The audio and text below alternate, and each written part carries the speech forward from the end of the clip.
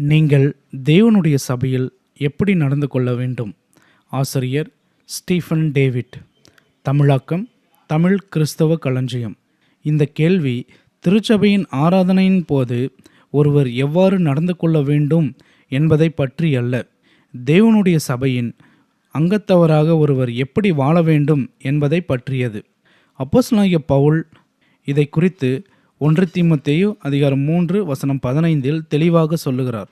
தாமதிப்போமானால் தேவனுடைய வீட்டில் நடக்க வேண்டிய வகையை நீ அறியும்படி இவைகளை உனக்கு எழுதுகிறேன். அந்த வீடு ஜீவனுள்ள தேவனுடைய சபையாய் சத்தியத்திற்கு தூணும் ஆதாரமாய் இருக்கிறது. இந்த வேத பகுதியில் நாம் புரிந்து கொள்ள வேண்டிய 2 சத்தியங்களை பார்ப்போம். முதலில் தேவனுடைய வீட்டில் மற்றும் ஜீவனுள்ள தேவனுடைய சபையில் என்ற வார்த்தை பிரயோகங்களை கவனியுங்கள். திருச்சபை என்பது தேவனுடையது. நீங்கள் என்னுடையவைகள் என்று தேவன் திருச்சபையை சொல்லுகிறார். தேவன் தவிர வேறு யாருக்கும் திருச்சபையின் மீது அதிகாரம் இல்லை. திருச்சபை என்பது ஆண்டவர் தன்னுடைய சுய இரத்தத்தால் மீட்டெடுத்த ஒரு சமூகம்.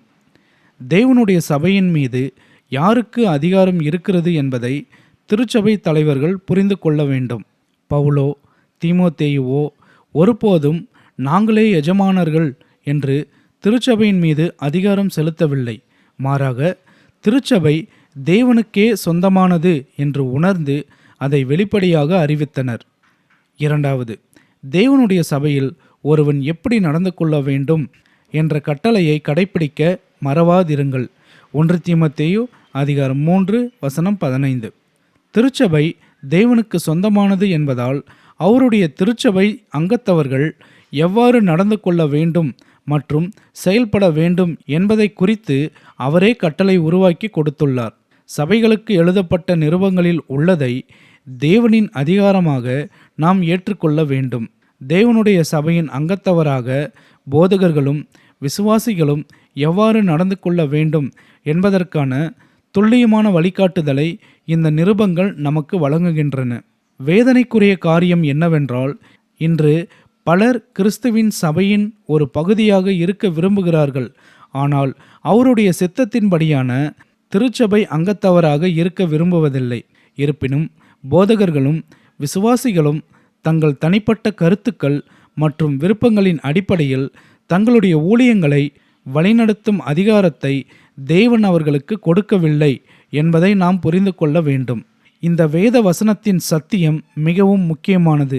1 தீமோத்தேயு அதிகாரம் 3:15 அப்போஸ்தலனாகிய பவுல் தீமோத்தேயுவிடம் நீ அறியும்படி இவைகளை உனக்கு எழுதுகிறேன் என்று கூறுகிறார். இதன் பொருள் தீமோத்தேயுவும் கூட தனது சொந்த விருப்பப்படி திருச்சபையை வழிநடத்த அதிகாரம் இல்லை என்பது நமக்கு புரிகிறது. அப்போஸ்தலர்களின் போதனைகளின்படி அல்லது பரிந்துரையின்படி திருச்சபையை வழிநடத்துவதே அவரது பொறுப்பு. தீமோத்தேயு தனது ஊழியத்திலும் இவ்வாறே செய்ய வேண்டியதாய் இருக்கும் பட்சத்தில் இன்றைய நவீன விசுவாசிகள் மற்றும் போதகர்களை குறித்து என்ன சொல்லுவோம்? திருச்சபையின் செயல்பாட்டிற்கு வேதம் மட்டுமே இறுதியான அதிகாரம் மற்றும் வழிகாட்டியாகும். கிறிஸ்து நம்முடைய கர்த்தர் என்றும் நாம் அவருடைய சபையின் உறுப்பினர்கள் என்றும் நாம் அங்கீகரித்து ஏற்றுக்கொண்டால் தேவனுடைய வார்த்தையில் குறிப்பிடப்பட்டுள்ள கட்டளைகளின்படி திருச்சபைக்கு நம்முடைய வாழ்க்கையை அர்ப்பணிக்க வேண்டியது மிகவும் அவசியம். இவ்வாறு செய்வதின் மூலம் தேவனுடைய மக்கள் தங்கள் வாழ்க்கையில் கிறிஸ்துவின் தலைமைத்துவத்தை ஏற்றுக்கொள்கிறார்கள். உங்களை நீங்களே பரிசோதித்து பாருங்கள். தேவனுடைய வார்த்தையின்படி அவருடைய திருச்சபையில் நீங்கள் செயல்படுகிறீர்களா? தேவனுடைய சமாதானம் நம் அனைவரோடும் இருப்பதாக. ஆமேன்.